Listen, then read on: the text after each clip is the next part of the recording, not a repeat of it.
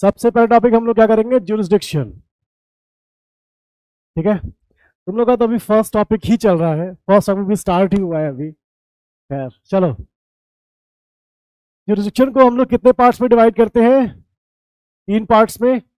The first is subject matter jurisdiction, the second is pecuniary, and the third is territorial. ठीक है, subject matter के लिए जो provision है, कोई डायरेक्ट प्रोविजन नहीं है, इन्फरेंस ली जाती है फ्रॉम सेक्शन 9।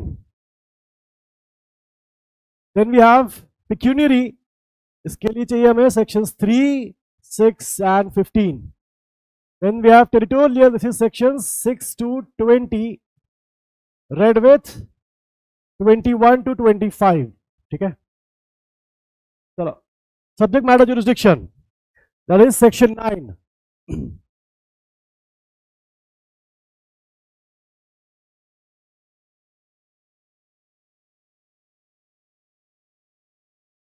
तो सेक्शन 9 एक्चुअली बात करता है किसकी? Section 9 talks about suits of civil nature,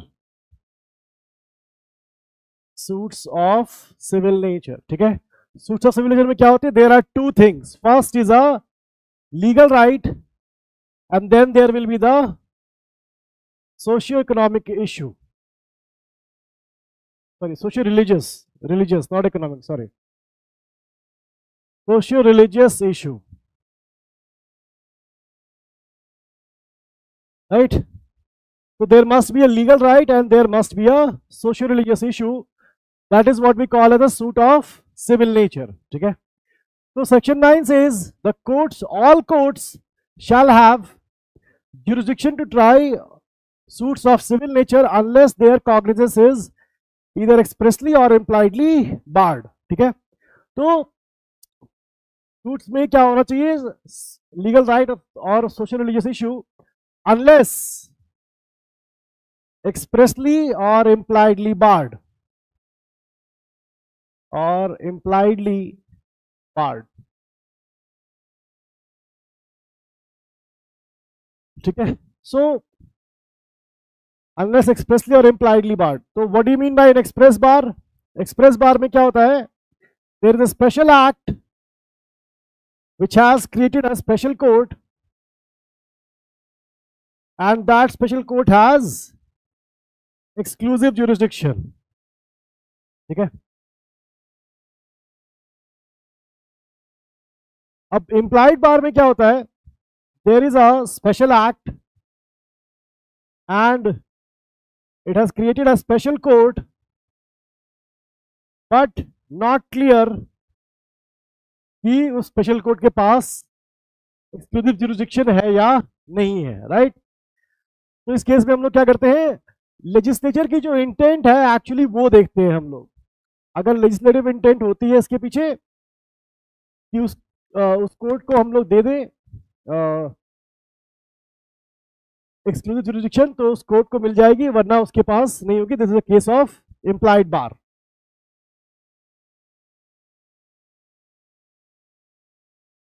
right, अब देखो इसके साथ 2 एक्सप्लेनेशन है वहां पर सेक्शन 9 में, 2 एक्सप्लेनेशन है, एक्सप्लेनेशन 1 एंड एक्सप्लेनेशन 2। एक्सप्लेनेशन 1 क्या कहता है? अगर कोई लीगल राइट डिपेंड करता है upon religious rites and ceremonies, religious rites and ceremonies, ठीक है, the legal right depends upon the right to an office, ऐसे लिखा होगा वहां पर, the right to an office, it depends upon the religious rites and ceremonies, it is still a suit of civil nature. ठीक है, and then we have explanation 2। Explanation 2 हमें क्या बताता है? दैट वो ऑफिस जो है उसमें अगर नो फीस कोई बात नहीं, नो पर्टिकुलर प्लेस फिर भी कोई बात नहीं, it is still a suit of civil nature. Right,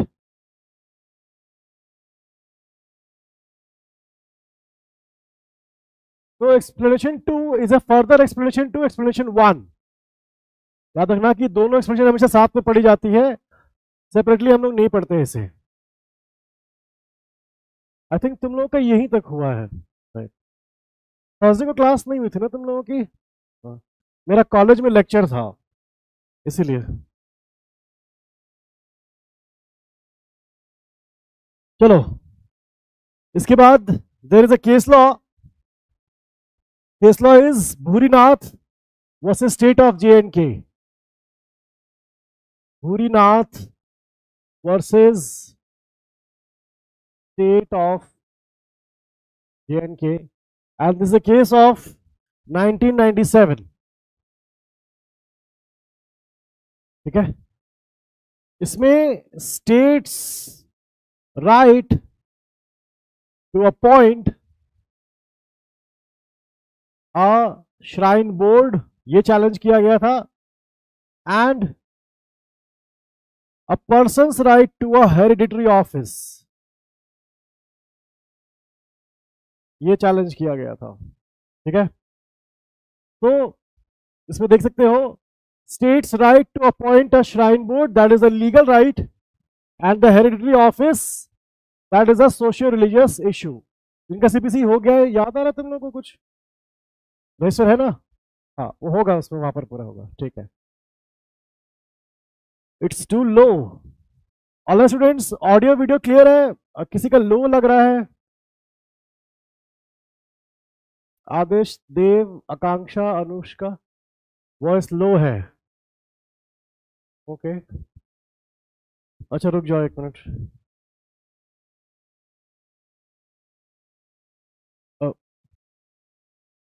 Vishali, Hrithik को बुला दो जरा, ऑडियो में प्रॉब्लम आ रही है।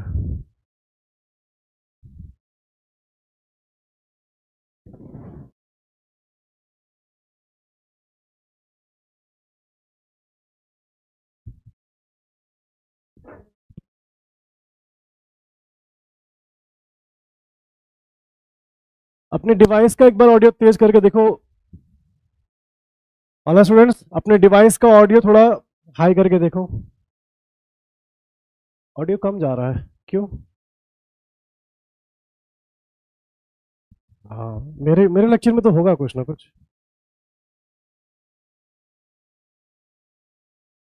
फुल है? ओके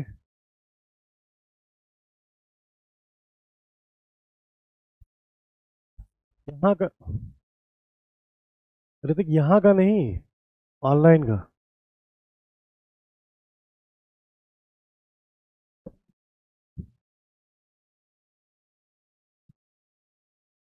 हेलो, अभी कुछ ठीक है पहले से? Is it okay now? अभी कुछ ठीक है पहले से? Okay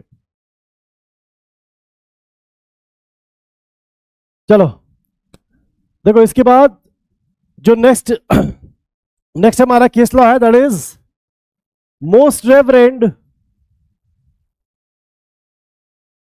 PMA metropolitan versus Moran Marthoma. ठीक है, and this is a case law of 1995। ठीक है, इसमें बोला गया था पहली बार कि सेक्शन 9 में there are positive as well as negative connotations. Section 9 का पहला पार्ट इन्होंने कहा कि पॉजिटिव है, दूसरा पार्ट क्या है? नेगेटिव है। पॉजिटिव कैसे है? पॉजिटिव क्योंकि सेक्शन 9 की जो लैंग्वेज है वो कैसे स्टार्ट होती है? All court shall have jurisdiction to try suits of civil nature. ठीक है, वो पॉजिटिव पार्ट है। नेगेटिव पार्ट क्या है? Unless their cognizance is either expressly और इम्प्लाइडली बार्ड। ठीक है, वो नेगेटिव कॉनोटेशन है वहां पर।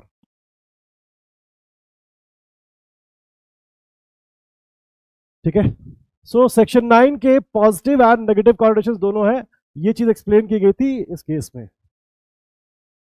Next case law which is much more important, धुला भाई versus state of MP। Very important case law, धुला भाई वर्सेस स्टेट ऑफ MP। ठीक है, 1968 सुप्रीम कोर्ट। ठीक है, देखो इस केस लॉ में दिस इज इंपॉर्टेंट बिकॉज ये केस लॉ कहता है कि अगर किसी स्टैट्यूट ने कोई स्पेशल कोर्ट बनाई है और उसे एक्सक्लूसिव जुरिडिक्शन दी भी है, उसके बाद भी सिविल कोर्ट का जुरिडिक्शन कब होगा, राइट? अगर मान लो कि वो जो लॉ बना है, जो एक्ट है, the act is unconstitutional, right? या फिर हम लोग कहेंगे अल्ट्रा वायर्स।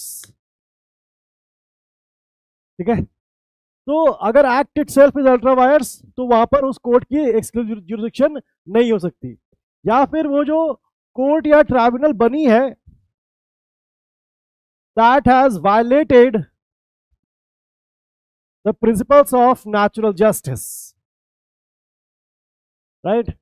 वहां पर भी उस कोर्ट की एक्सक्लूसिव जुरिडिक्शन नहीं रहेगी, फिर सिविल कोर्ट की भी जुरिडिक्शन होगी वहां पर। तो दूल्हा भाई versus state of MP important है बिकॉज ये कहता है एक्सप्रेस बार के बाद भी सिविल कोर्ट की जुरिडिक्शन हो सकती है अगर ये सर्कमस्टांसेस वहां दिख जाए हम लोगों को तब। ठीक है, फिर इसके बाद there is another case law, state of Tamil Nadu versus क्या है, Ramalingam. State of Tamil Nadu versus Ramalingam. कब का ये case law? 85।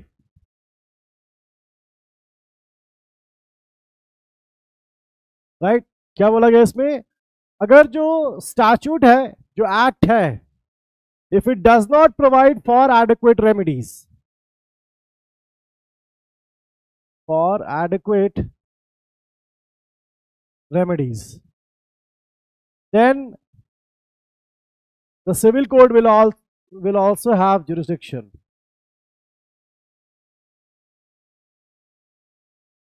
Will also have jurisdiction.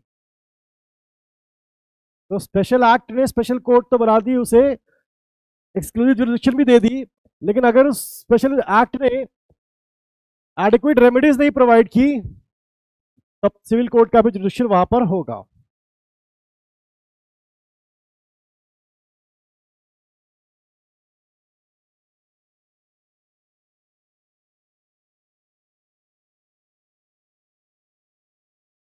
तुम्हारा नाम क्या था? सुधांशु, मुझे शांतनु याद आ रहा था तब से। अच्छा, इसके बाद, खैर इसके बाद तो हमारा वही है, पिक्यूनरी जुरिडिक्शन है ना। हाँ, देखो पिक्यूनरी में सुधांशु तुम लोगों को नोट्स मिले थे ना कुछ, वो है या झारखंड का दिखाना?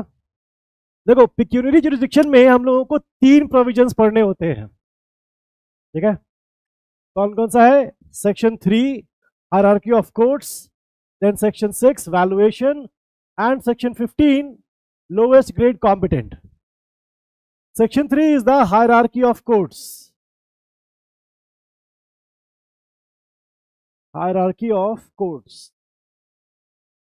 ठीक है, नहीं ये वाले नहीं, पिक्यूनरी वाले क्लास में मिले होंगे। पिक्यूनरी के अलग से 3 पेज के तुम लोगों को भी दिए गए थे ना, नहीं मिले?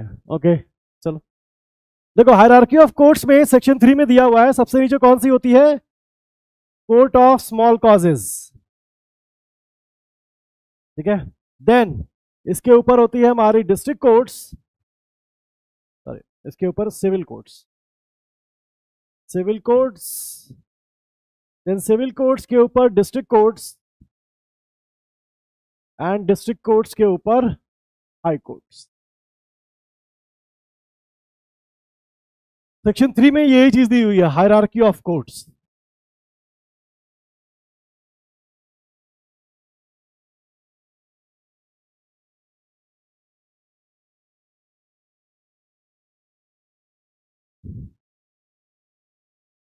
देन वी हैव सेक्शन 6, ये एक्चुअली इसका हेडिंग तो इसकी यही है, पिक्यूनरी जुरिडिक्शन, बट एक्चुअली ये वैल्यूएशन बताता है। देखो जिनका नहीं हुआ है valuation, valuation is very simple. Valuation का मतलब होता है value of the subject matter. अगर सब्जेक्ट मैटर हाउस है, हाउस की वैल्यू कितनी है? अगर हाउस 50 लाख रुपए का है तो सूट की भी वैल्यू कितनी हो जाती है? 50 लाख रुपए ही हो जाती है। तो suppose the house is worth ₹50 lakhs, तो वैल्यूएशन ऑफ द सूट ये भी कितनी हो जाती है?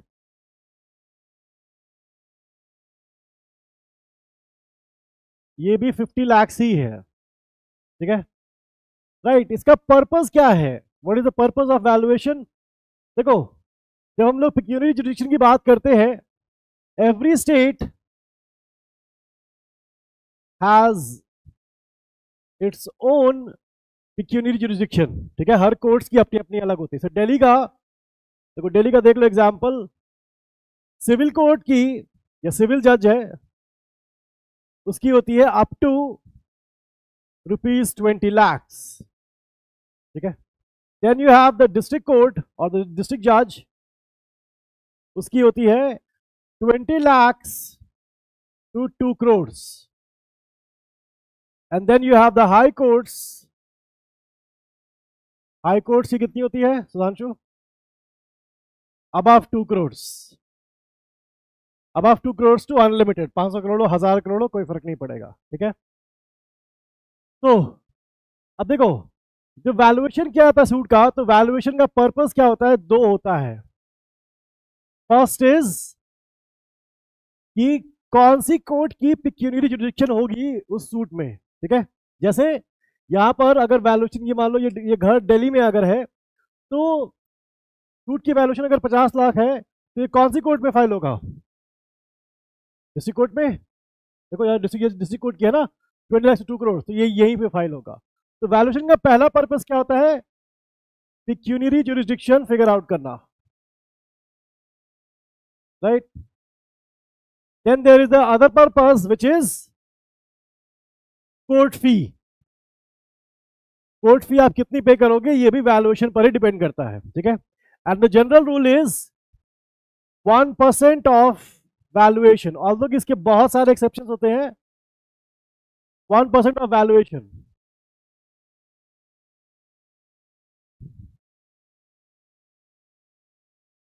ठीक है। सो याद रखना, वैल्यूएशन का पर्पस दो होता है, कौन सी कोर्ट में सूट फाइल करना है और कोर्ट फी आप कितनी पे करोगे, ये दोनों के लिए, ठीक है। अब इसी के साथ सेक्शन 15 भी हम लोग को करना होता है। सेक्शन 15 कहता है कि सूट उसी कोर्ट में फाइल होगा which is the lowest grade competent to try it, ठीक है। याद रखना, तुम लोग को मैंने जुरिडिक्शन में बताया होगा कि ये दोनों टेक्निकल होती हैं। इसमें हम लोगों ने देखा होगा कि ये दोनों टेक्निकल होती है, ये होना बहुत जरूरी है, ठीक है। तो अगर कोर्ट के पास पेक्यूनियरी जुरिडिक्शन नहीं है तो डिक्री जो है वो नल एंड वॉइड नहीं होती, इरेगुलर होती है मेनली, ठीक है। तो याद रखना, हम लोग ये सूट जो है ये फाइल कर सकते हैं कहीं भी, सिविल जज, डिस्ट्रिक्ट कोर्ट, हाई कोर्ट, किसी के भी। लेकिन सेक्शन 15 कहता है आपको उसी कोर्ट में फाइल करना है जिसमें कि lowest grade competent to try it.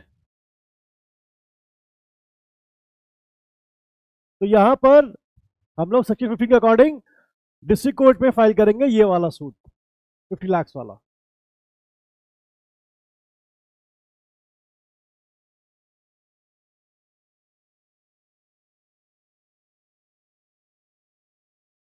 चलो नेक्स्ट, टेरिटोरियल। देख लो, टेरिटोरियल से कुछ अच्छे क्वेश्चंस आते हैं,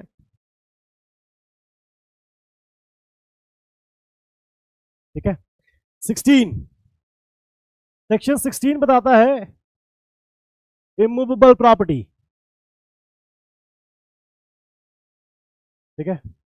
वेल एक्चुअली 16, 17, 18 तीनों इमूवेबल प्रॉपर्टी की बात कर रहे होते हैं।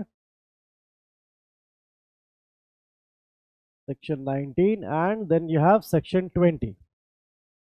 इमूवेबल प्रॉपर्टी के लिए जो जनरल रूल है, जनरल रूल ये है कि wherever the property is situate, आपको वहीं पर सूट फाइल करना है। अगर प्रॉपर्टी द्वारका में है तो आप द्वारका में ही फाइल करोगे, you will not go to Bhopal और लखनऊ, जयपुर, आप कहीं और नहीं जाओगे।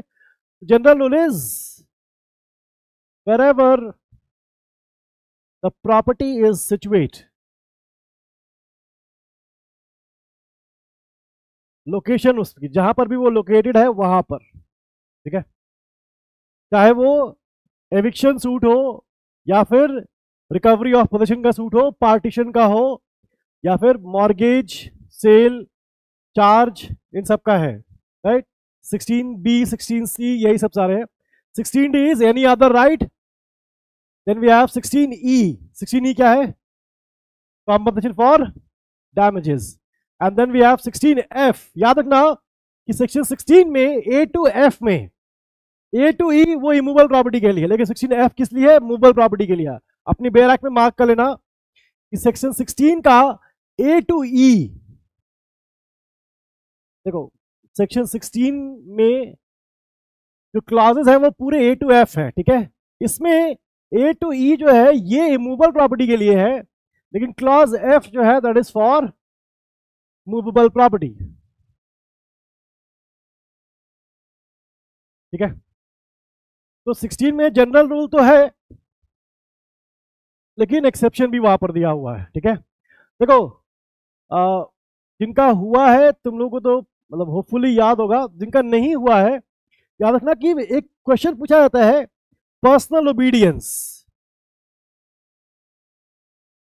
राइट। पर्सनल ओबीडियंस का प्रोविजन कहां पर है? याद रखना सेक्शन 16 का प्रोवाइजो, उसमें जो लिखा होगा प्रोवाइडेड दैट, वो किसके लिए है प्रोविजन? पर्सनल ओबीडियंस के लिए है।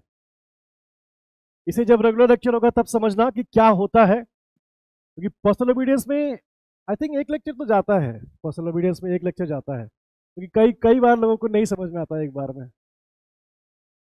Right. 16 proviso is personal obedience, ठीक है। नाउ सेक्शन 17 याद रखना, 16 17 ऑलमोस्ट ऑलवेज साथ में चलता है। अगर एक प्रॉपर्टी है दिल्ली में लोकेटेड है, वेल एंड गुड, तो कोई प्रॉब्लम नहीं है। मान लो कि अगर प्रॉपर्टी आपकी 4 जगह पे है, 5 जगह पे है, भोपाल में है, जयपुर में है, लखनऊ में है, चेन्नई में है, और आपको पार्टीशन सूट फाइल करना है, आप कहाँ फाइल करोगे? भोपाल में, दिल्ली में, या चेन्नई में, या कहाँ पर फाइल करोगे? तो 17 कहता है आप कहीं भी फाइल कर सकते हो, इन चारों में से कहीं भी, बट आपको यह देखना पड़ेगा कि उस कोर्ट की जो पिक्यूलियरी जुरिसडिक्शन है वो सारी प्रॉपर्टी की वैल्यूएशन को कंसिडर करता हो, ठीक है। तो this is for more than one immovable property. अगर मान लो कि घर है दिल्ली में 1 करोड़ का, भोपाल में 50 लाख का है, लेट से मुंबई में 2 करोड़ का है, चेन्नई में 5 करोड़ का है, ऐसे आप चारों में से कहीं भी फाइल कर सकते हो सूट। अगर हम लोगों ने मान लो डिसाइड किया कि दिल्ली में फाइल कर रहे हैं, ठीक है, तो दिल्ली में हम लोग किस कोर्ट में करेंगे? उस कोर्ट में जहां की ये चारों प्रॉपर्टी की वैल्यूएशन को हम लोग कर सके, वो होगा कौन सा? हमारा हाई कोर्ट होगा। हाँ, सबका सम अप हो जाएगा, कंबाइंड वैल्यूएशन हम लोग को देखनी पड़ती है, ठीक है। तो more than one immovable property is given, ठीक है। Then we have section 18। देखो सेक्शन 18 से जो क्वेश्चन आता है वो ये है कि अनसर्टेन ज्यूरिसडिक्शन, अगर कोर्ट की ज्यूरिसडिक्शन मतलब कोर्ट खुद सर्टेन नहीं है कि मेरा ज्यूरिसडिक्शन है या नहीं है, ठीक है। कई बार देखो बाउंड्रीज जो है वो डिस्ट्रिक्ट वगैरह की वो कौन करता है? स्टेट गवर्नमेंट डिसाइड करती है। अब स्टेट गवर्नमेंट कई बार चेंज कर देती है और कोर्ट को ये बात पता नहीं होती, ठीक है। तो दोनों पार्टीज अपना अपना वो रखती है, साइड रखती है, and the court is unsure कि मेरे पास ज्यूरिसडिक्शन है या नहीं है। वहां पर कोर्ट जो है, इसमें एक्चुअली हम लोगों को 3 सिनेरियोज देखने होते हैं, फर्स्ट, सेकंड, थर्ड, तीनों अलग अलग, वो बड़ी बात हो जाएगी। बट याद रखना कि अगर टेरिटोरियल ज्यूरिसडिक्शन में अगर हम लोग अनसर्टेन ज्यूरिसडिक्शन की बात करें, दैट इज अंडर सेक्शन 18 में, ठीक है, राइट। 18 से क्वेश्चन नहीं आएंगे, लेकिन 19 से आएंगे। 19 से 19 इज रॉन्ग टू पर्सन और मूवेबल प्रॉपर्टी,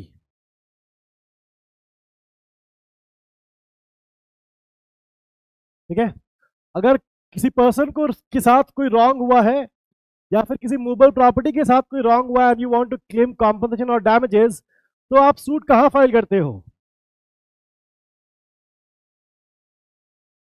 राइट, कहां फाइल करोगे? वेयर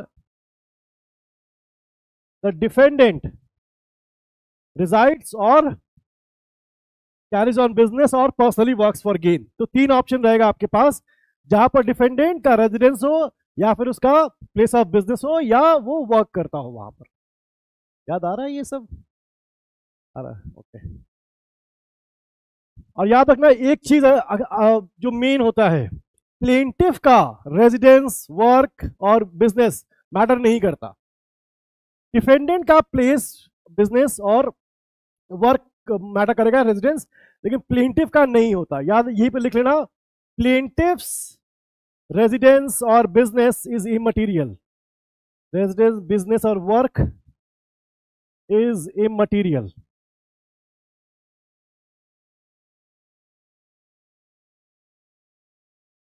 ठीक है, अब 16 to 19 काफी सारे पॉइंट्स हमारे कवर कर देते हैं जहां तक बात है जुरिस्डिक्शन की, लेकिन अगर कुछ बच गया है तो वो सेक्शन 20 में फॉल करता है। याद रखना, section 20 is treated as a residuary clause. Yes Vaishali, section 20 is treated as a residuary one, लेकिन कहने के लिए रेजिड्यूरी है बिकॉज सबसे ज्यादा वाइड एक्चुअली सेक्शन 20 ही होता है। ठीक है,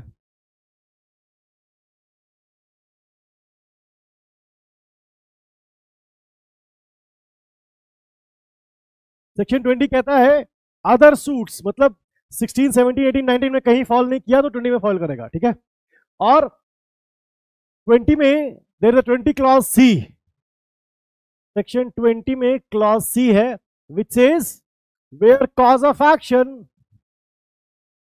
wholly or in part arises, wholly or in part arises।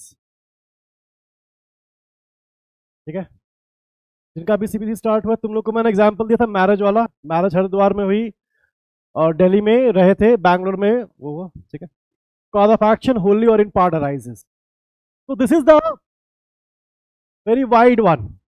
20C है, याद रखना, 20B and 20A they talk about if there are more than one defendants, तब हम लोग सूट कहां फाइल करेंगे।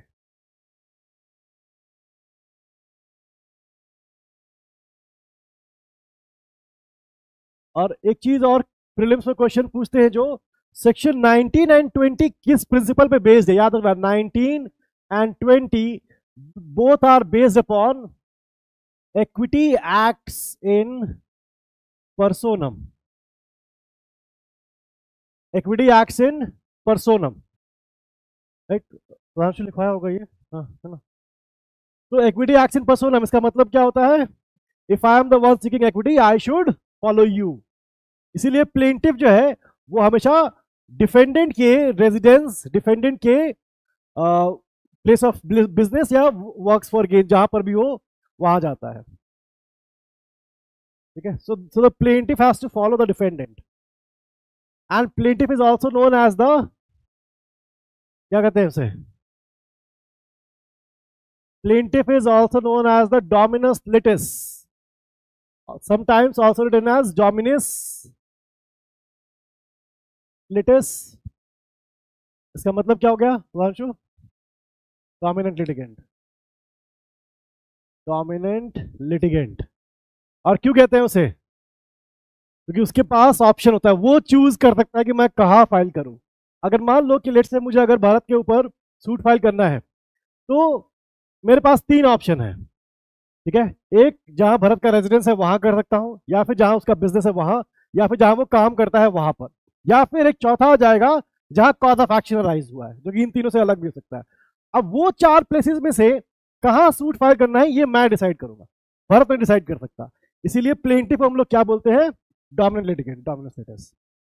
ठीक है, सेक्शन 20 देखो, 20 के एक्सप्लेनेशन झारखंड में तो नहीं पूछते, बट दिल्ली में एक चीज पूछते हैं, बट उसके लिए मतलब रेगुलर क्लासेस में ही देखना, या बस झारखंड के लिए एक चीज याद रखना कि जब हम लोग डिफेंडेंट की बात करें तो defendant is not only a natural person, it can also be an artificial person, corporation भी हो सकती है। अगर कॉर्पोरेशन है तो उसका रेजिडेंस नहीं होगा, राइट, उसका पर्सनली वर्क्स फॉर गेन भी नहीं होगा, क्या होगा, सिर्फ प्लेस ऑफ बिजनेस होगा उसका। ठीक है, तो कॉर्पोरेशन के केस में there is only one place जहां पर हम लोग सूट फाइल कर सकते हैं, which is the place of business. जहां वो बिजनेस करते हो कि वहीं पे करेंगे। हाँ, कोई इंडिविजुअल है तो उसे हम लोग रेजिडेंस और वर्क्स फॉर गेन कर सकते हैं। वैशाली, याद आ रहा है ये सब? इसको एक्सप्लेनेशन को भी हम लोग समझो तो करा हुआ 3 पार्ट में अलग डिवाइड करके। वो काफी लंबा हो जाता है वो, लेकिन वो डीजीएस के लिए है। तुम लोग को मैंने शायद बताया भी होगा कि डीजीएस वालों के लिए ज्यादा इंपॉर्टेंट है ये। ठीक है, तो कॉर्पोरेशन के केस में याद रखना, उसका सिर्फ प्लेस ऑफ बिजनेस हो सकता है, रेजिडेंस नहीं होगा, और पर्सनली वर्क्स फॉर गेन भी नहीं होगा। अब देखो, यहां तक हम लोग जो भी प्रोविजंस पढ़ते हैं, ये सारे प्रोविजंस जो जुरिडिक्शन वाले हैं, ठीक है, 9 हो, 315 या 16 to 20, ये सारे हम लोग पढ़ते हैं प्लेंटिफ के पॉइंट ऑफ व्यू से कि हम लोग सूट कहां फाइल करेंगे। ठीक है, कोर्ट के पास क्या होना चाहिए? सबेमेटा जुरिडिक्शन होना चाहिए, कोर्ट के पास पेक्यूनियरी जुरिडिक्शन होना चाहिए, और कोर्ट के पास टेरिटोरियल जुरिडिक्शन होना चाहिए। तो अब तक तो हम लोग प्लेंटिफ के पॉइंट ऑफ व्यू से पढ़ते हैं, लेकिन देखो यहां पर जैसे मैंने एक चीज लिखी है, it must be read with 21 to 25। ये 21 to 25 जो है, ये एक्चुअली डिफेंडेंट के लिए है। अब तक प्लेंटिफ के लिए था, अब डिफेंडेंट के लिए आएगा। ठीक है, चलो, अब जब प्लेंटिफ ने सूट फाइल कर दिया है, आफ्टर दैट डिफेंडेंट के क्या ऑप्शंस होते हैं? हाँ, एक तो ये है वैशाली, दूसरा क्या है? डिफेंडेंट क्या कर सकता है? 2 चीजें ले सकता है। He can raise an objection,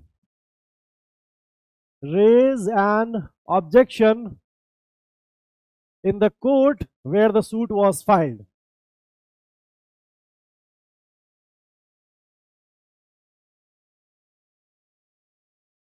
ठीक है, और ये तो एक्चुअली वो अंडर सेक्शन 21 ही कर सकता है।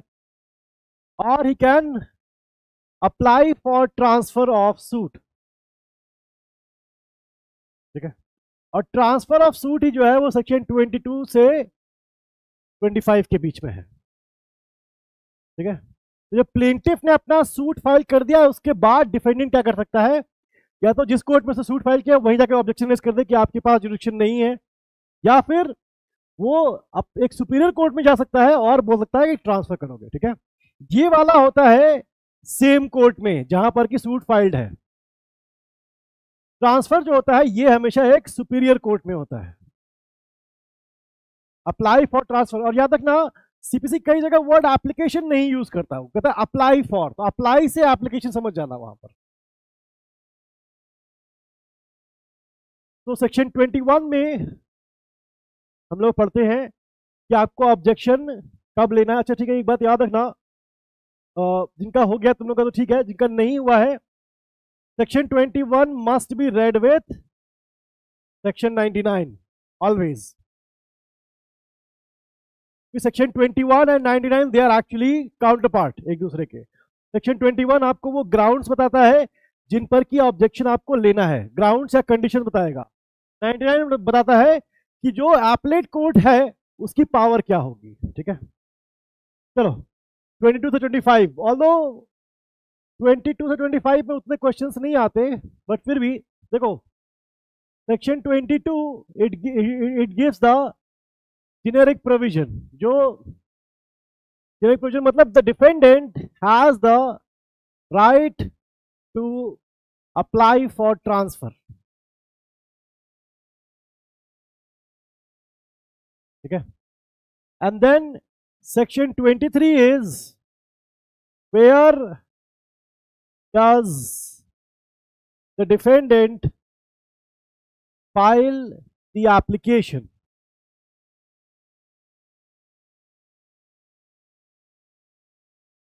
आप ट्रांसफर करवा सकते हो, लेकिन आप एप्लीकेशन कौन सी कोर्ट में फाइल करोगे ये सेक्शन 23 बताएगा।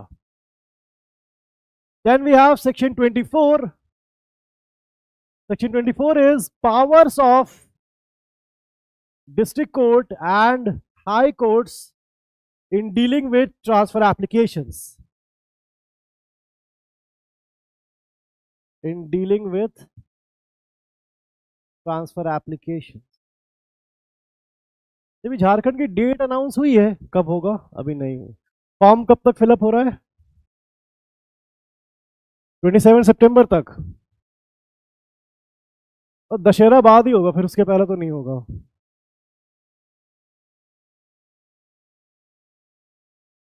हाँ, अक्टूबर एंड में, उसके पहले नहीं होगा। वही अक्टूबर एंड से पहले तो नहीं होगा। हाँ, अगर 27 सितंबर तक दिया है, फॉर्म फिलअप करने की डेट है, तो कम से कम 30 डेज और मान के चलो, क्योंकि एप्लीकेशन प्रोसेस होगी, एडमिट कार्ड जनरेट होंगे, सब कुछ टाइम लगता है, और कई बार तो वो डेट भी एक्सटेंड कर देते हैं। हाँ, तो एटलीस्ट 30 डेज तो मान के चलो। फॉर अ मतलब जिनके पास एक्सपीरियंस रहा है वो 50 डेज लेके चलते हैं, बट 30 डेज मान के चलो, ठीक है। तो first week of November probably, ठीक है। चलो, देन यू हैव सेक्शन 25। देखो, section 25 is transfer applications to supreme courts. Transfer applications to supreme courts, ठीक है। झारखंड में देखो, झारखंड में क्वेश्चंस इजी होते हैं, स्ट्रेट फॉरवर्ड होते हैं, ठीक है। कभी बहुत ज्यादा डीप जाके या कॉन्सेप्चुअल क्वेश्चन वो नहीं पूछते, ठीक है।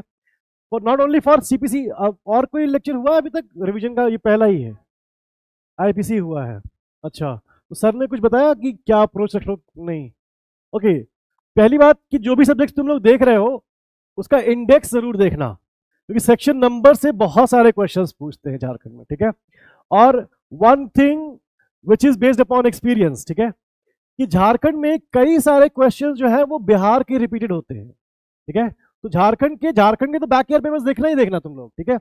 जो बिहार के बैक ईयर पेपर्स है ना, वो भी देखना, क्योंकि कई बार वहां से एकदम डायरेक्टली रिपीट कर देते हैं वहां, ठीक है। तो और मेनली सेक्शन नंबर पे ही फोकस करना। और जो लैंडमार्क केस लॉज है, झारखंड का जो पेपर है बहुत डिफिकल्ट नहीं आता, बट प्रॉब्लम ये होती है कि झारखंड कई सालों में एक बार पेपर लेता है। स्टेट बन गया था 2000 में, अभी तक आई थिंक 3 या 4 बार ही हुआ है ना, 3 बार हुआ है, राइट।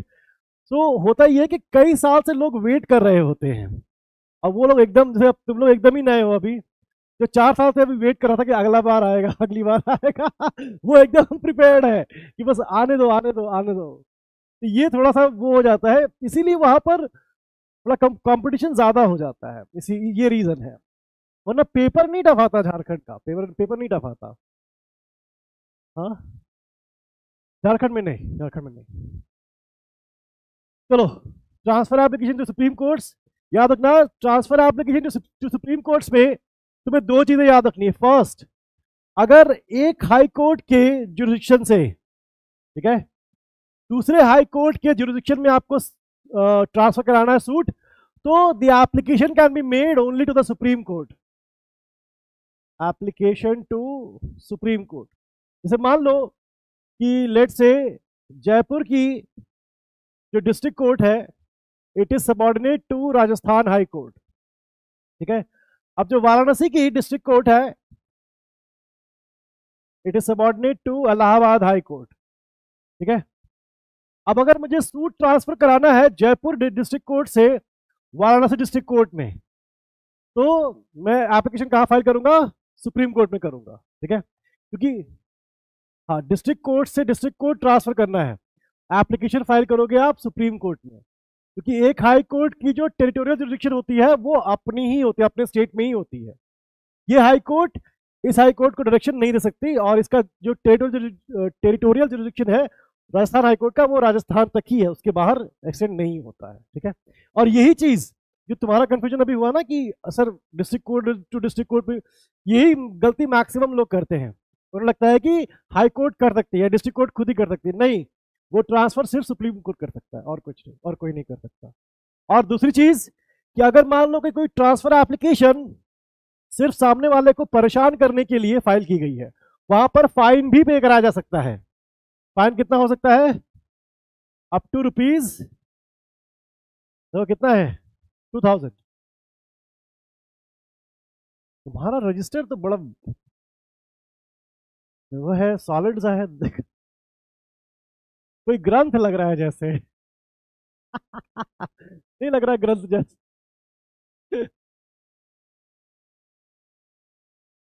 नहीं नहीं, अगर किसी को परेशान करने के लिए आपने फ्रिवलस हो, वेक्सेशियस हो, उस टाइप की चीजें हो तो फाइन अप टू ₹2000।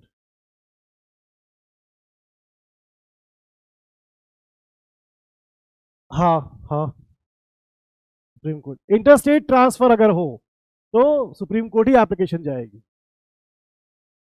अब जैसे मान लो इलाहाबाद हाई कोर्ट है, आपको वाराणसी डिस्ट्रिक्ट कोर्ट से मेरठ की डिस्ट्रिक्ट कोर्ट में आपको ट्रांसफर कराना है, तब तो आप इलाहाबाद हाई कोर्ट में करोगे, उसी हाई कोर्ट के पास। एक स्टेट में है तो आप हाई कोर्ट में ही करो। लेकिन अगर एक हाई कोर्ट के सबऑर्डिनेट दूसरी कोर्ट है और दूसरे हाई कोर्ट के सबऑर्डिनेट दूसरी वाली कोर्ट है, तब आपको सुप्रीम कोर्ट में ही एप्लीकेशन फाइल करनी पड़ेगी। ठीक है, चलो राइट। सो ज्यूरिसडिक्शन में हम लोग यही चीजें देखते हैं जो अभी हम लोगों ने टॉपिक कंप्लीट किया, दैट इज ज्यूरिसडिक्शन। जिन लोगों का किया हुआ है तुम लोगों को थोड़ा इजी लग रहा होगा, जिनका नहीं किया हुआ है तुम लोगों को कई सारी चीजें मे भी समझ ना आ रही हो। ठीक है, राइट। इसके बाद क्या है हमारा, देखो जरा सुधांशु, क्या है? रेस जुडिकेट। ओके, चलो रेस जुडिकेटा। ठीक है, देखो रेस जुडिकेटा में एक्चुअली वो मेन पार्ट से इतनी बार क्वेश्चंस पूछ चुके हैं कि अब मेन पार्ट से क्वेश्चंस नहीं आते हैं। ठीक है, कहां से क्वेश्चंस आते हैं? एक्सप्लेनेशन से। और कितने एक्सप्लेनेशन है रेस जुडिकेटा में? Explanation, there are 8 explanations. हाँ, 8 एक्सप्लेनेशंस है वहां पर रेस जुडिकेटा में। और एक्सप्लेनेशन से एक्चुअली वो मैच करने के लिए दे देते हैं। सारे एक्सप्लेनेशन इंपॉर्टेंट नहीं है, तुम पहले 3 इग्नोर कर सकते हो। एक्सप्लेनेशन 4, क्या है explanation 4? Very important one. This is, क्या है? अरे नालायको, भूल गए। Constructive res judicata, explanation 4। अब याद आया।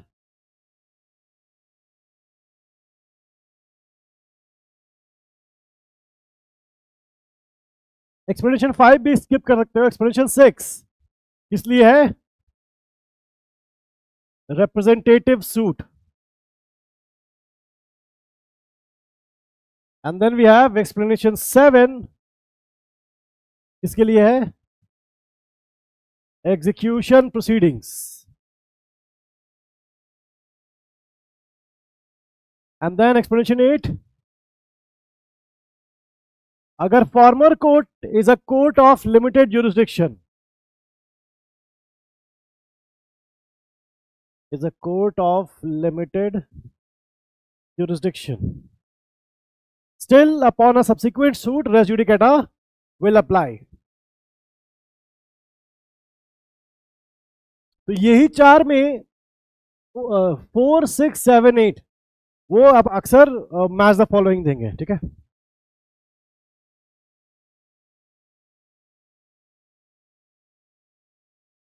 चलो ये हमारा सेक्शन 11 है, रेस जुडिकेटा ये सेक्शन 11। मेन पार्ट से तो नहीं आते क्वेश्चन, इसी से आएंगे, एक्सप्लेनेशन से आएंगे। सेक्शन 10 जो है हमारा रेस सब जुडिस। देखो रेस सब जुडिस में भी, res sub judice is very similar to res judicata, काफी सारी चीजें सिमिलर होती हैं बट थोड़ी चीजें डिफरेंट होगी। उसमें से जो क्वेश्चन आता है, one question which is a very important question is in the explanation. Again यहां पर भी क्वेश्चन जो आते हैं वो एक्सप्लेनेशन से ही आते हैं। एक्सप्लेनेशन में तो एक्सप्लेनेशन एक्चुअली कहता क्या है कि अगर मान लो फॉरेन कोर्ट में, अच्छा रेस सब जुडिस में बेसिक मीनिंग क्या होती है रेस सब जुडिस की? अगर एक सूट ऑलरेडी पेंडिंग है तो दूसरा सूट फाइल नहीं होगा। ठीक है, अब देखो एक्सप्लेनेशन कहता क्या है कि अगर फॉरेन कोर्ट में कोई सूट पेंडिंग है और बाद में इंडियन कोर्ट में वही सेम सूट अगर फाइल किया जाएगा, तो क्या इंडियन कोर्ट में जो सूट फाइल क्या ये स्टे किया जाएगा या नहीं किया जाएगा? एक्चुअली यहां पर रेस सब जुडिस नहीं लगता है। एक्सप्लेनेशन एक्चुअली यही कहता है, देखो अगर बेयर एक्ट हो तुम लोग के पास, एक बार एक्सप्लेनेशन पढ़ो। The pendency of a suit in a foreign court does not operate, ऐसा कुछ लिखा है वहां पर। फॉरेन कोर्ट पे अगर सूट पेंडिंग है तो इंडियन कोर्ट पे रेस सब जुडिस नहीं लगेगा। ठीक है,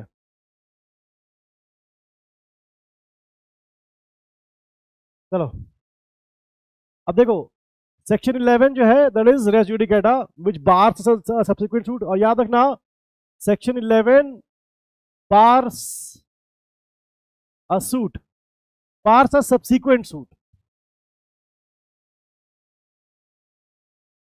सेक्शन 10 बार नहीं करता, क्या बोलता है, के अपॉन द सब्सिक्वेंट सूट।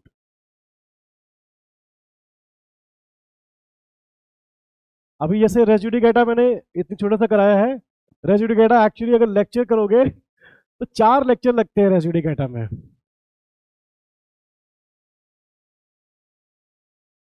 खैर याद रखना, यहाँ पर बार होगा, यहाँ पर स्टे होगा। यहाँ पर बोला गया है कि कोर्ट प्रोसीड नहीं करेगी, यहाँ पर बोला है कोर्ट ट्राई ही नहीं कर पाएगी। ठीक है, चलो देखो, अब इसके बाद आता है हमारा सेक्शन 12। देखो सेक्शन 12 भी कहता है कि कुछ सूट्स और भी बार्ड होंगे, नॉट बिकॉज ऑफ सेक्शन 10 और सेक्शन 11, बट सेक्शन 12 कहता है वो actually rules preclude suits precluded by rules.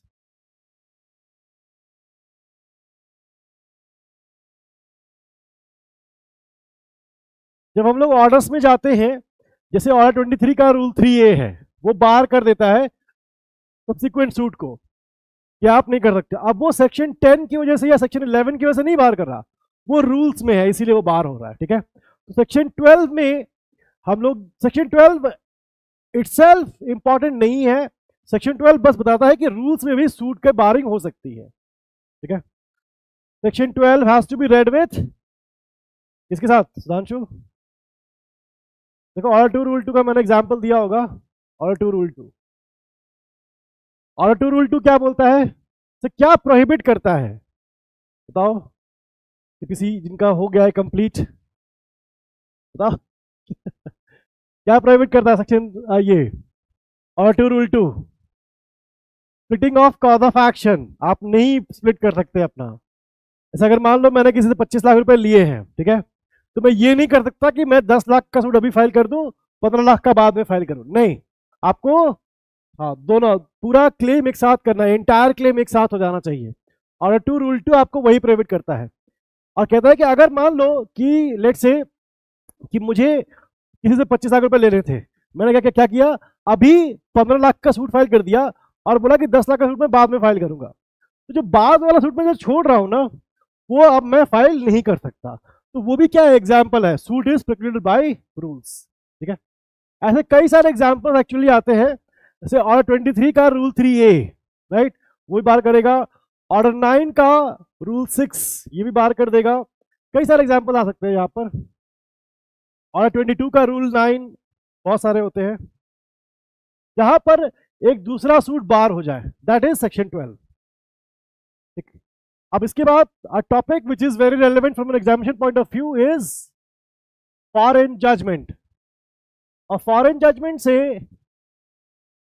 Question आने की जो पॉसिबिलिटी है बहुत ज्यादा रहती है। ठीक है, फॉरेन जजमेंट में हमें पढ़ने होते हैं section 2.5, section 2.6, then section 13, 14 and 44A of CPC, और एक प्रोविजन हम लोग को यहाँ पर एविडेंस एक्ट का भी पढ़ना होता है, section 86 of Indian evidence act. ठीक है,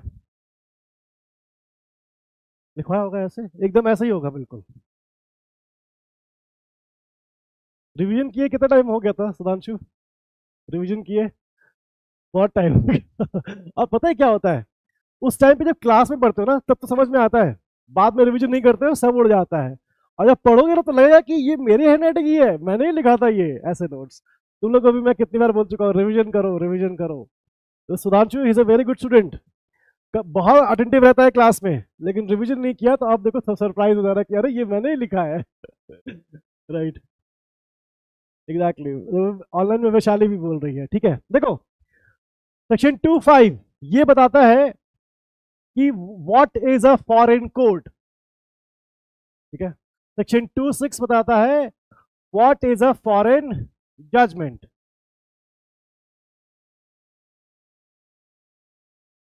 दोनों याद कर लेना, सेक्शन 2(5) एंड 2(6) दोनों बताते हैं कि फॉरेन कोर्ट क्या होती है, फॉरेन जजमेंट। अब फॉरेन कोर्ट की डेफिनेशन तो दी हुई है अच्छे से, a court which is not run not established or run by the authority from the central government, ठीक है, that is a foreign court.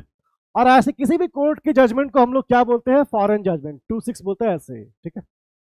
अब सेक्शन 13 हमें कहता है कि अगर फॉरेन कोर्ट ने किसी बात पर जजमेंट दे दिया है तो इंडियन कोर्ट में अगर वो सूट फाइल होता है वैसा ही, तो दैट सूट इज बार्ड। ये रेस जुडिकेटा की तरह ही है, ठीक है। रेस जुडिकेटा बस दोनों में, दोनों इंडियन कोर्ट को प्रिज्यूम करता है। फॉरेन जजमेंट वाला सेक्शन 13 कहता है कि अगर फॉरेन जजमेंट है तो इंडियन कोर्ट में जो सूट फाइल होगा वो बार्ड होगा। सेम प्रिंसिपल पे काम करते हैं दोनों, ठीक है।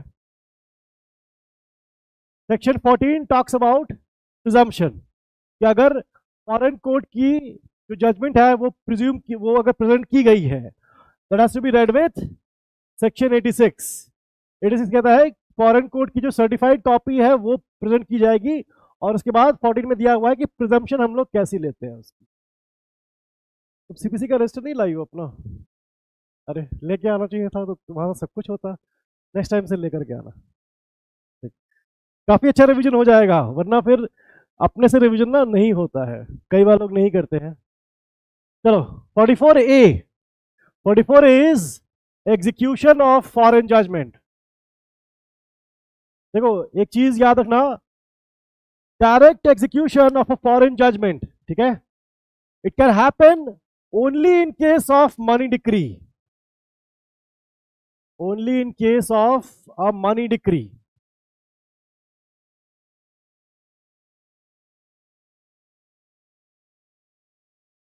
अगर कोई भी और डिक्री है, it cannot be directly executed in India.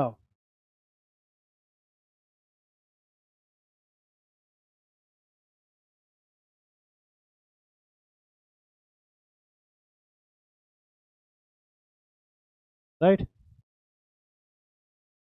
चलो फॉरेन जजमेंट के बाद, अच्छा हाँ, फॉरेन जजमेंट में याद रखना देयर आर एक्सेप्शंस, कि कहां कहां फॉरेन जजमेंट बाइंडिंग नहीं होती इंडियन कोर्ट पे।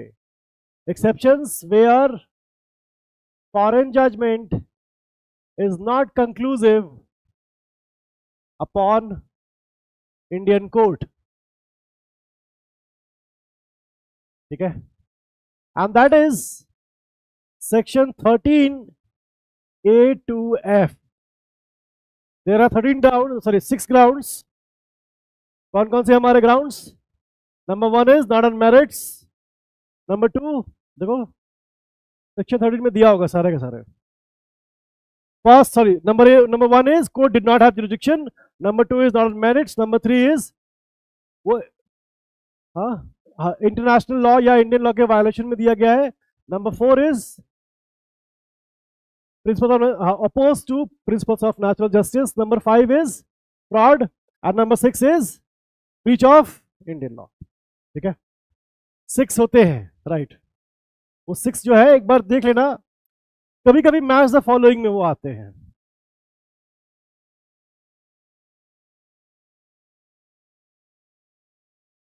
चलो इसके बाद आई थिंक ऑर्डर 1 ही होगा, ऑर्डर 1 है, नहीं, चलो order 1 is parties to suit, ठीक है। देखो जॉइंडर ऑफ प्लेंटिफ्स के लिए जो प्रोविजन है that is under order 1 rule 1, and joinder of defendants के लिए जो प्रोविजन है that is under order 1 rule 3। Misjoinder of plaintiffs, इसका मतलब, अच्छा एक मिनट रुक जाओ, पहले सेपरेट ट्रायल्स फॉर प्लेंटिफ्स कब हो सकता है? ऑर्डर 1 रूल 2 में, ये प्लेंटिफ्स के लिए है, and separate trials for defendants,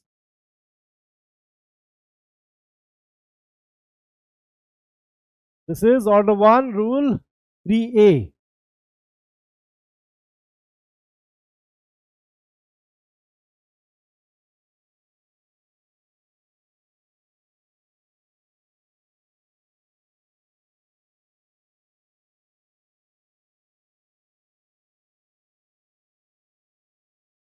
अब एक क्वेश्चन जो यहां पर आता है विच इज कि necessary party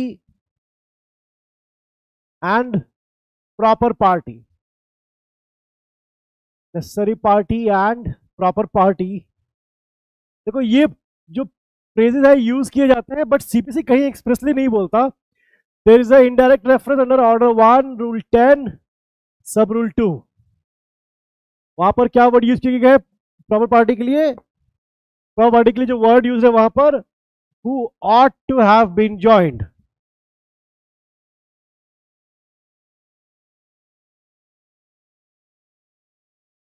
and necessary party के लिए whose presence is necessary, whose presence is necessary। याद रखना CPC does not make this distinction, हम लोग इन्फ्रेंस लेते हैं यहां से। नेसेसरी पार्टी कौन होती है? जिनका प्रेजेंस होना एब्सोल्युटली एसेंशियल है, उनका होना ही होना है। प्रॉपर पार्टी जिनका होना एसेंशियल नहीं है बट हम लोग उन्हें ज्वाइन करा देते हैं for the comprehensive decision of the suit. ठीक है, अब देखो ऑर्डर 1 रूल 10 एक्चुअली किस चीज पर है? Order 1 rule 10 is upon add और स्ट्राइक आउट पार्टीज। ठीक है, देखो जब भी हम लोग ज्वाइनर कराते हैं वहां पर दो चीजें पॉसिबल होती है, एक मिस ज्वाइनर और दूसरा नॉन ज्वाइनर। ठीक है, मिस ज्वाइनर का मतलब जिसे नहीं बुलाना चाहिए था उसे बुला लिया, और नॉन ज्वाइनर का मतलब जिसे बुलाना चाहिए था उसे नहीं बुलाया। ठीक है, देखो अगर जिसे बुलाना चाहिए था उसे नहीं बुलाया है तो वहां पर रेमेडी क्या है? ऐड करा दो, उसे बुला लो, ओके। और जो जिसे जिसे नहीं बुलाना चाहिए था उसे क्या करेंगे हम लोग?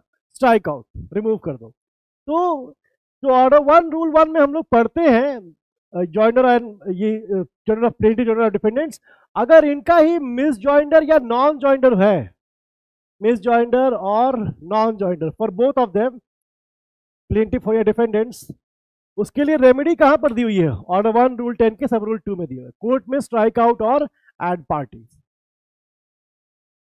ठीक है, हाँ strike out.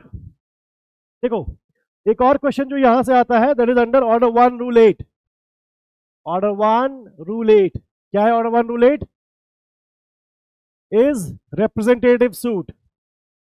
Order 1 rule 8 is representative suit.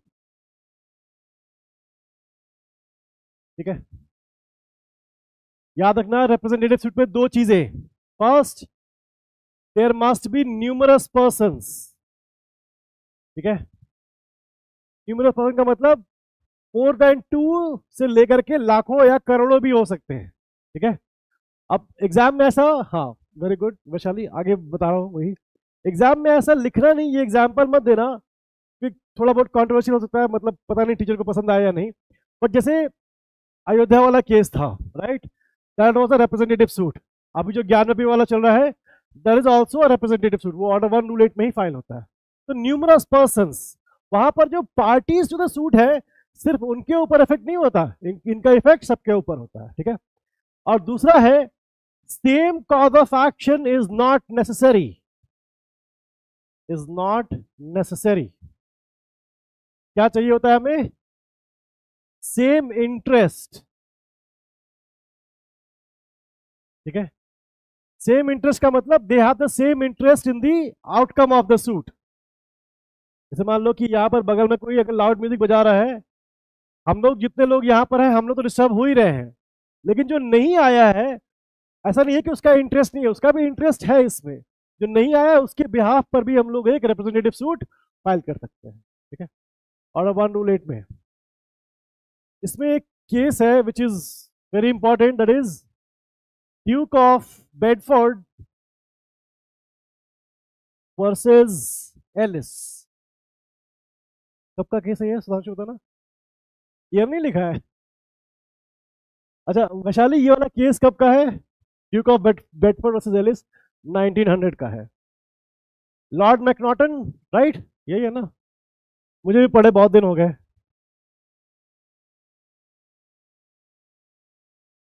Lord Macnaghten, ये इंपॉर्टेंट केस लॉ है, landmark case law, Duke of Bedford versus Ellis. चलो ऑर्डर 1 में, हाँ, order 1 rule 13 is objection. You can take objection that, मान लो कि किसी पार्टी का ज्वाइनर नहीं हुआ था, वो आगे कोर्ट से कह सकती है कि मैं भी एक इंटरेस्टेड पार्टी हूँ, प्रॉपर पार्टी या नेसेसरी पार्टी, और मुझे ज्वाइन कराइए. ठीक है, ऑब्जेक्शन ले सकते हैं. या फिर अगर किसी पार्टी का जबरदस्ती ज्वाइनर करा दिया गया था, तो वो पार्टी ये कह सकती है कि मेरा ज्वाइनर नहीं होना चाहिए, तो वो ऑब्जेक्शन ले सकते हैं. ठीक है, ऑर्डर 1 में तो इतना ही है बस. तुम लोग की नेक्स्ट क्लास है क्या कभी? बस यही है, आज ही है. मेरी नेक्स्ट क्लास 3:45 से है, तुम लोग थोड़ा एक्स्ट्रा पढ़ लोगे? चलो चलो ऑर्डर 2 करते हैं हम लोग फिर. देखो ऑर्डर 2 इज कौन सी, वैशाली बुक, बुलेट नोट्स, कौन से वाले जो क्लास के साथ बुलेट नोट्स मिले हैं? क्योंकि देखो आई थिंक क्रैश के लिए अलग नोट्स मिले होंगे तुम लोगों को सीपीसी के. नहीं मिले थे? नहीं वो तो ठीक है, नहीं वो तो तुम लोग के रेगुलर कोर्स के लिए है, क्रैश के लिए अलग नोट्स होते हैं. अच्छा ट्राई करना, मतलब अच्छा बोलना वहां पर रेड कलर की, हाँ वो अच्छी है वैशाली, वो अच्छी है, वो वाली बुक अच्छी है, लेकिन अभी नहीं. हाँ रेगुलर बुक, हाँ वो ठीक है, वो ठीक है. ठीक है, देखो तुम लोग ट्राई करना कि बोला क्रैश के सीपीसी के नोट्स दे दीजिए, वो शॉर्ट में दिया हुआ है सब कुछ एग्जाम के पहले. ठीक है, order 2 is frame of suit. ठीक है,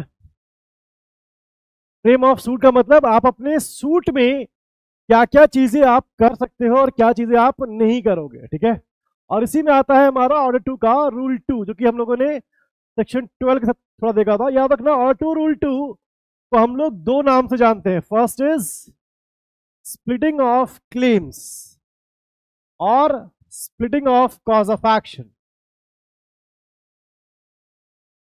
ठीक है, और 2 रूल 2 कहता है कि आप अपना क्लेम स्प्लिट नहीं कर सकते, या आप अपना कॉज ऑफ एक्शन जो है वो स्प्लिट नहीं कर सकते. ठीक है, जो जनरल रूल यहां पर ये है कि you have to make the entire claim.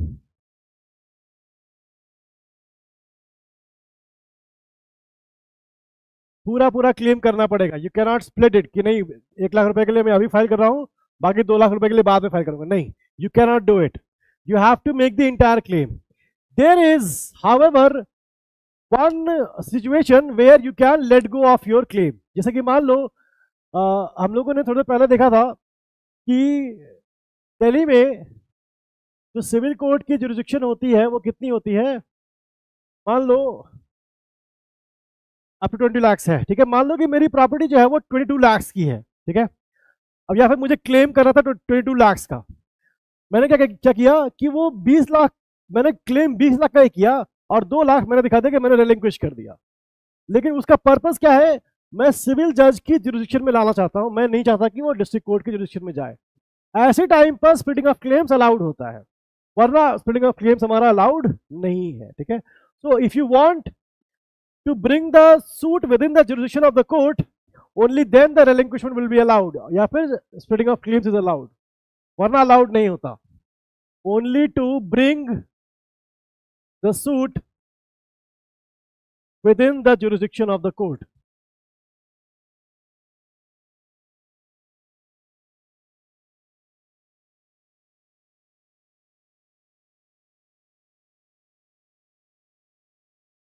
ठीक है, उसके लिए भी कोर्ट की परमिशन आपको चाहिए होती है.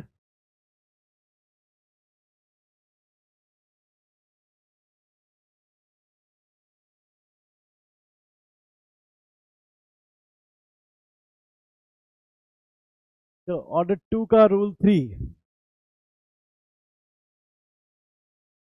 देखो ऑर्डर 2 रूल 3 जो है ये बताता है जॉइंडर ऑफ, इसके बाद कहता है joinder of cause of action. ठीक है, joinder of cause of action में याद रखना कि पहले मान लो कि A has a cause of action against B. ठीक है, कुछ भी मान लेते हैं, ट्रेसपास हो या फिर कॉम्पनसेशन डैमेज, कुछ भी मांग सकते हैं हम लोग, कॉज ऑफ एक्शन है, इसको कॉज ऑफ एक्शन नंबर 1 बोलते हैं। And A has another cause of action against P, ठीक है। तो ऑर्डर टू रूल 3 कहता है कि अगर पार्टी सेम है तो दो कॉज ऑफ एक्शन को आप एक ही सूट में ज्वाइन करा सकते हो, joinder of cause of action, ठीक है। अब यहां पर याद रखना कि पार्टी सेम होनी चाहिए, ठीक है। जैसे यहां पर ए है, बी है, ये बी है, कॉज ऑफ एक्शन अगर दोगे तो कोई बात नहीं, आप एक ही में करा दो।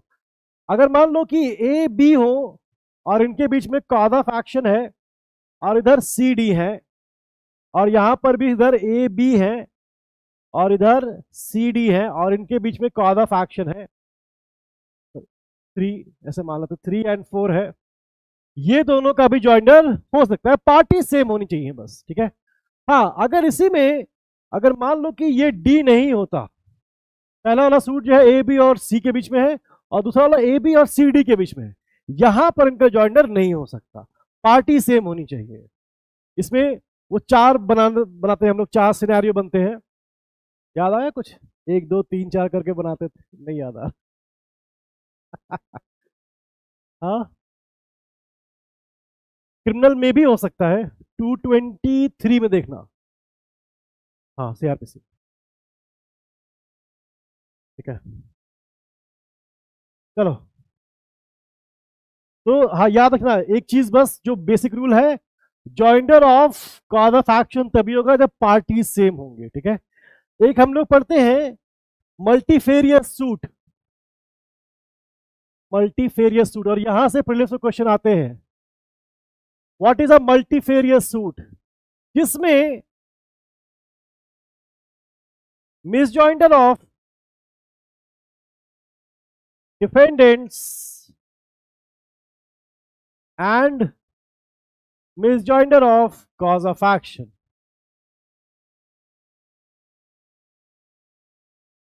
जिस सूट में डिफेंडेंट्स का भी मिसजॉइंडर हुआ है और कॉज ऑफ एक्शन का भी मिसजॉइंडर हुआ है, that suit is known as a multifarious suit.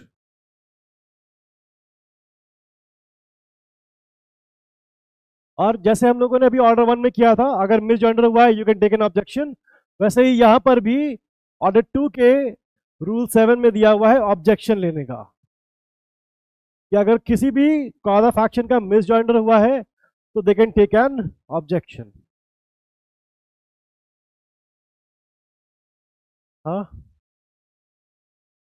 Section 17 of suit valuation act, अगर देखना है तुम्हें तो ठीक है देख लो। Section 17 of suit valuation act of 1887 देख लेना सुधांशु, अगर देखना हो तो। नहीं देख क्या बोला तुमने भारत? अच्छा देखो, देखो जैसे यहां पर ए और बी अगर दोनों का जॉइंडर हुआ है तो हम लोग क्या बोल रहे हैं, जॉइंडर ऑफ प्लेंटिफ्स तो हुआ है, ये कह सकते हैं। यहां पर अगर सी और डी का हुआ है तो जॉइंडर ऑफ डिफेंडेंट्स हुआ है। मान लो कि इस सूट में अगर सी और डी का ही जॉइंडर गड़बड़ होता, ठीक है, जो सूट का मिसजॉइंडर होगा वो तो अलग, जो दोनों कॉज ऑफ एक्शन का जो मिसजॉइंडर होगा वो अलग है, लेकिन ये भी तो गड़बड़ है, इन दोनों का मिसजॉइंडर नहीं होना चाहिए था यहाँ पर। तो पहले हम लोग को क्या दिखेगा यहाँ पर, मिसजॉइंडर ऑफ डिफेंडेंट्स, ठीक है। अब हम लोग देखें, अगर ये दोनों कॉज ऑफ एक्शन हम लोगों ने ज्वाइन कर दिए तो क्या है, क्या दिख रहा है, मिसजॉइंडर ऑफ कॉज ऑफ एक्शन दिख रहा है, पार्टीज डिफरेंट हो जा रही है। तो misjoinder of defendants and misjoinder of cause of action, उसे हम लोग बोलते हैं एक मल्टीफेरियस सूट। याद रखना डिफेंडेंट्स होता है मिसजॉइंडर ऑफ डिफेंडेंट्स, कभी भी मिसजॉइंडर ऑफ प्लेंटिफ्स की वजह से मल्टीफेरियस सूट नहीं होगा। और यही चीज वो क्या करते हैं एग्जाम में, जब ऑप्शंस देते हैं ना तो ऑप्शंस काफी कंफ्यूजिंग हो जाते हैं। जैसे वो पहला ऑप्शन देंगे, अब मल्टीफेरियस सूट इज और ए लिखेंगे, misjoinder of plaintiffs and misjoinder of cause of actions, लिखेंगे misjoinder of parties and misjoinder of defendants, misjoinder of cause of action, misjoinder of defendants, ऐसे करके जब 3-4 ऑप्शन आते हैं ना एग्जाम में, थोड़ा सा आपका माइंड जो है डिसोरिएंटेड रहता है, वहां पर गलती करते हो हमेशा, ठीक है। इसलिए याद रखना मल्टीफेरियस सूट में it is the misjoinder of defendants and misjoinder of cause of action. चलो ऑर्डर टू यहीं तक रखते हैं, we will continue the next lecture.